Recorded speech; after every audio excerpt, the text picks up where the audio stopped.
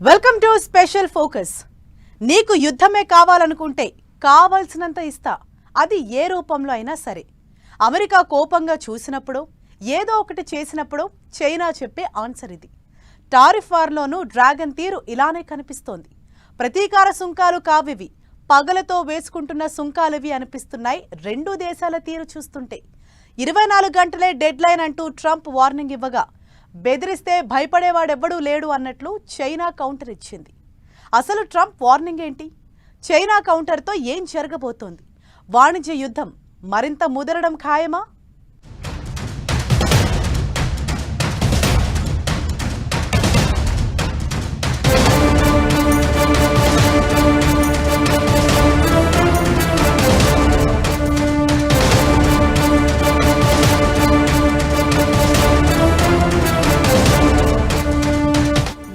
బెదిరిస్తే భయపడే వాళ్ళు లేరిక్కడ. ట్రంప్ పై చైనా సినిమా రేంజ్ కౌంటర్లు, ముదురుతోన్న రెండు దేశాల వాణిజ్య యుద్ధం. మీకిదే డెడ్ లైన్ అంటూ ట్రంప్ బెదిరింపులు. బెదిరిస్తే భయపడాలా అన్నట్లు చైనా కౌంటర్. వాణిజ్య యుద్ధం ఏ మలుపు తీసుకోబోతోంది? డి అంటే డి, నువ్వా నేనా, అస్సలు తగ్గేదేలే అన్నట్లుగా అమెరికా చైనా మధ్య యుద్ధం కనిపిస్తోంది.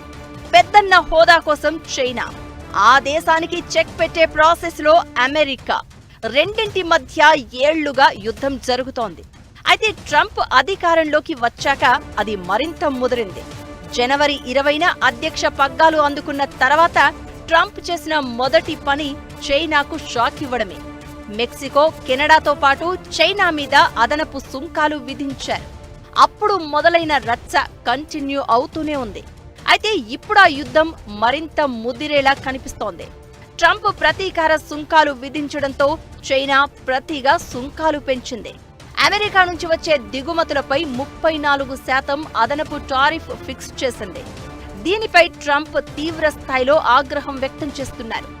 ఏప్రిల్ 8లోగా ఆ నిర్ణయం వెనక్కి తీసుకోవాలని, లేదంటే ఏప్రిల్ 9 నుంచి 50% సుంకాలు విధిస్తామని వార్నింగ్ ఇచ్చారు. చర్చలు కూడా నిలిపివేస్తామని క్లియర్ కట్ గా చెప్పేశారు. దీనికి చైనా ఘాటుగా రిప్లై ఇచ్చింది. ట్రంప్ వార్నింగులను చైనా చాలా లైట్ తీసుకుంది. ఆయన విధించిన డెడ్ లైన్ కు అస్సలు భయపడేది లేదని చెప్పేసింది. ట్రంప్ ఇలాంటి బెదిరింపులకు పాల్పడడం మంచి పద్ధతి కాదంటూ క్లాస్ తీసుకుంది. తన దేశ ప్రయోజనాలను దృష్టిలో పెట్టుకునే అమెరికా విధించిన టారిఫ్లకు ప్రతిగా చర్యలు తీసుకున్నామంటోంది చైనా. సుంకాలను పెంచుతామని అమెరికా బెదిరించడం మరో పొరపాటు అన్న డ్రాగన్, అమెరికా బెదిరింపుల స్వభావం మరోసారి బయటపడిందని కౌంటర్ ఇచ్చింది. ఇదే వైఖరిని కొనసాగిస్తామంటే తాము అమెరికాపై పోరాడుతూనే ఉంటామని క్లియర్గా చెప్పేసింది. ట్రంప్ విధించిన 34% టారిఫ్లకు ప్రతీకారంగా చైనా 34% సుంకాలను ప్రకటించింది. రెండు విధాలా వాడుకునేందుకు అవకాశమున్న వస్తువులను అమెరికాకు చెందిన 16 సంస్థలకు ఎగుమతి చేయడంపై నిషేధం విధించాలని నిర్ణయించింది. దీంతో పాటు ప్రతీకార సుంకాలపై ప్రపంచ వాణిజ్య సంస్థలో వ్యాజ్యం దాఖలు చేసింది. ఇవన్నీ ట్రంప్కు కోపం తెప్పించాయి. ఆయన వార్నింగ్ ఇవ్వగా, ఈ యుద్ధంలో ఎంత దూరమైనా వెళ్తాం, తగ్గేదేలే అన్నట్లు చైనా కౌంటర్ ఇచ్చింది. చైనా చరిత్రలో ఏంటంటే ముఖ్యమైనది వాళ్ళ జనం గుణం, పరిపాలించే వాళ్ళ గుణం. వాళ్ళు పబ్లిక్గా మాత్రం హ్యూమిలియేషన్ సఫర్ అవ్వకూడదు. అవమానం సఫర్ అవుతే జనం ఒప్పుకోరు, నాయకుడు పేరు పోతుంది. అందువల్ల ఎప్పుడైతే అమెరికా డైరెక్ట్గా జీ జిన్పింగ్ అని ఛాలెంజ్ చేశారో, జీ జిన్పింగ్ కనుక తగ్గిపోయి అమెరికాకి లొంగిపోయినట్టుంటే ఆయన దేశంలో ఆయన ప్రతిష్ట పోతుంది. ఆయన ముందరికి వెళ్ళటం కష్టం కాబట్టి ఆయన ఓపెన్గా మేము లొంగన అన్నాడు. వాళ్ళు చైనా ధైర్యం కూడా ఏంటంటే, మనం బలంగా ఉన్నాం, అమెరికా ఏం చేస్తుంది, మన వస్తువులు కొనుక్కోకపోతే మిగతా దేశాలకు అమ్ముతాం. అమెరికా లిబరేషన్ డే పేరుతో ఏప్రిల్ 2న వాణిజ్య భాగస్వామ్య దేశాలపై ట్రంప్ అదనపు సుంకాలు విధించారు. భారత్పై 26% ప్రతీకార సుంకాలను విధిస్తున్నట్టు ప్రకటించిన ట్రంప్, వియత్నాంపై 46%, చైనాపై 34%, తైవాన్పై 32%, దక్షిణ కొరియాపై 25%, జపాన్పై 24%, యూరోపియన్ యూనియన్ పై 20% టారిఫ్ వేశారు. ఆ దేశాలు అమెరికాపై ఎక్కువ సుంకాలు విధిస్తున్నాయని, అందుకే ప్రతీకార సుంకాలు విధిస్తున్నట్లు ప్రకటించారు. భారత్ సహా అనేక దేశాల్లో ద్రవ్యోల్బణం, మాంద్యం భయాలు పెరిగాయి. అయితే ట్రంప్ సుంకాలను ఉపయోగించుకుంటూ రాబోయే రోజుల్లో ప్రపంచ మార్కెట్కు ప్రత్యామ్నాయ శక్తిగా ఎదగాలని చైనా ప్లాన్ చేస్తోంది. దీంతో ట్రంప్ సుంకాల విషయంలో యుఎస్తో ఢీ అంటే ఢీ అంటోంది. అమెరికా బెదిరింపులకు తాము భయపడమని, ఈ తరహా ఒత్తిడి, బెదిరింపులు మంచిది కాదని పదే పదే చెప్తోంది. అందుకే ట్రంప్ మొదలుపెట్టిన యుద్ధంతో రాబోయే రోజుల్లో ఎలాంటి పరిణామాలు కనిపించినా ఎదుర్కొనేందుకు చైనా సిద్ధంగా ఉన్నట్లు తెలుస్తోంది. అమెరికాతో అమీతుమీ తేల్చుకునేందుకు చైనా మార్కెట్లు, నియంత్రణ సంస్థలు సన్నాహాలు మొదలుపెట్టాయి. ఆ దేశానికి చెందిన ఎన్ఎఫ్ఆర్ఏ అంటే national financial regulatory administration, people bank of China, ప్రభుత్వ రంగంలోని ప్రధాన పెట్టుబడి సంస్థలు కీలక నిర్ణయం తీసుకున్నట్లు తెలుస్తోంది. దేశంలోని క్యాపిటల్ మార్కెట్కు ఈ సంస్థలు మరింత మద్దతు ఇవ్వనున్నాయి.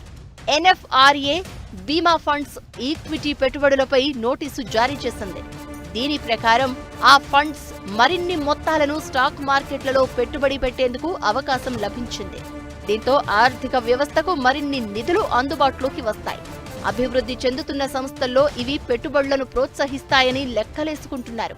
ఇకటు పీపుల్స్ బ్యాంక్ ఆఫ్ చైనా కూడా స్టాక్ మార్కెట్ స్థిరీకరణ నిధి ఏర్పాటుకు అవసరమైన మొత్తాన్ని ది సెంట్రల్ హుయిజిన్ ఇన్వెస్ట్మెంట్ లిమిటెడ్ కు ఇచ్చేందుకు ముందుకొచ్చింది.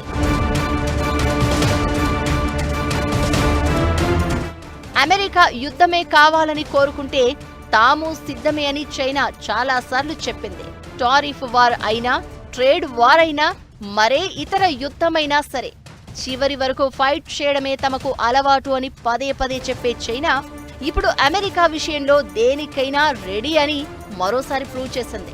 వరుస పరిణామాలు చూస్తుంటే అమెరికా, చైనా మధ్య వాణిజ్య యుద్ధం మరింత ముదిరేలా కనిపిస్తోంది. దీని ప్రభావం ప్రపంచ ఆర్థిక వ్యవస్థపై పడడం ఖాయంగా కనిపిస్తోంది. ఇది ఆర్థిక మాంద్యానికి దారితీస్తుందనే భయాలు వెంటాడుతున్నాయి. ప్రపంచం కుగ్రామమైంది. ఎక్కడో జరిగే ఓ పరిణామం ప్రపంచం మొత్తం ఎఫెక్ట్ చేయటం ఖాయం. అలాంటిది రెండు పెద్ద దేశాల మధ్య వాణిజ్య యుద్ధం జరిగితే ఈ భయాలే ఇప్పుడు చాలా మందిని వెంటాడుతున్నాయి. అసలు అమెరికా, చైనా వాణిజ్య యుద్ధం ఎలా మొదలైంది? ఎందుకు ఈ వార్ ఇలానే కంటిన్యూ అయితే పరిస్థితి ఏంటి? ప్రపంచ ఆర్థిక వ్యవస్థపై ఎలాంటి ప్రభావం చూపించే అవకాశం ఉంది?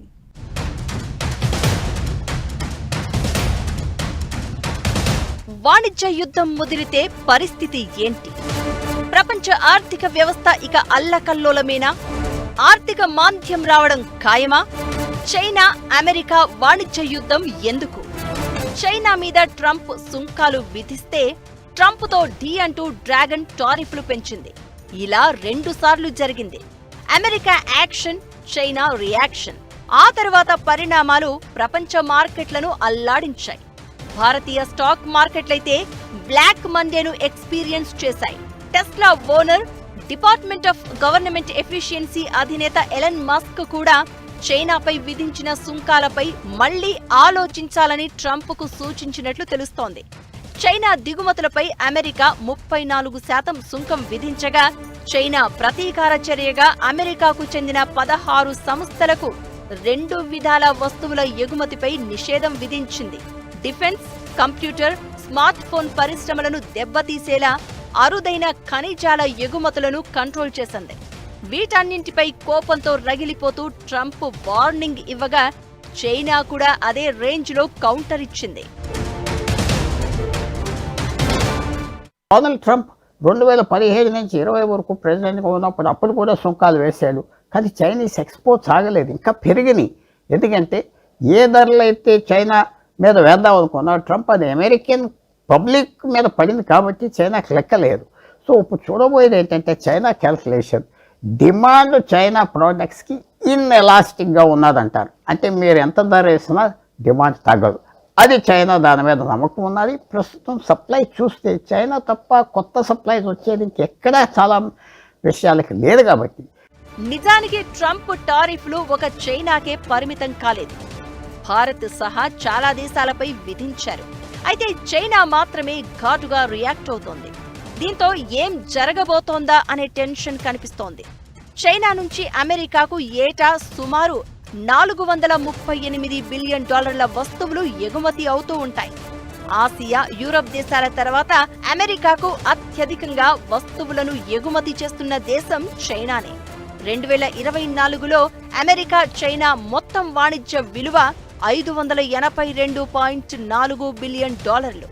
అమెరికా నుంచి చైనా దిగుమతి చేసుకునే వస్తువుల విలువ $143.5 బిలియన్ ఉంది. అయితే ట్రంప్ వాదన కూడా ఇదే.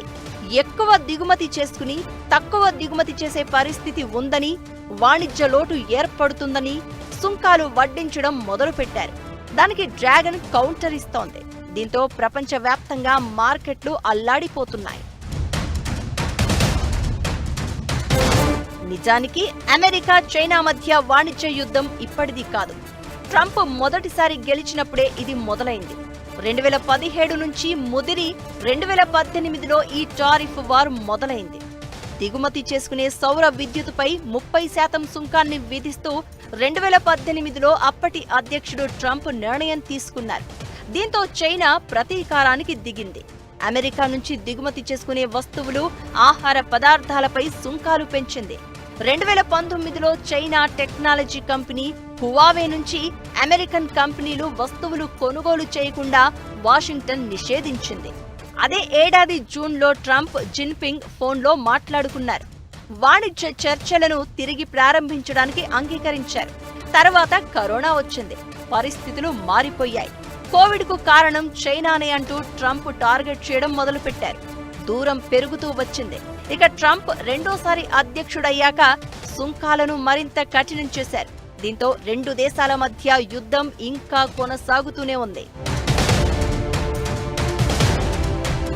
అమెరికా చైనా వాణిజ్య యుద్ధం గ్లోబల్ ఆర్థిక వ్యవస్థపై తీవ్ర ప్రభావం చూపే అవకాశం ఉంది.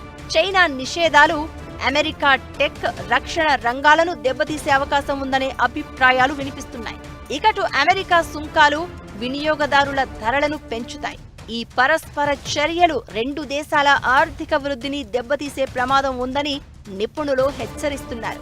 ట్రంప్ హెచ్చరికలతో చర్చలు నిలిచిపోయే సూచనలు కనిపిస్తున్నాయి. వాణిజ్య సంబంధాలను ఇది మరింత దిగజార్చే ప్రమాదం ఉంది. చైనా ప్రతీకార చర్యలు, అమెరికా హెచ్చరికలు గ్లోబల్ ఆర్థిక అస్థిరతకు దారితీసే అవకాశం ఉంది. ఈ సంక్షోభం తీవ్రతరం కాకముందే రెండు దేశాలు చర్చల ద్వారా పరిష్కారం కనిపెట్టాలని నిపుణులు సూచిస్తున్నారు.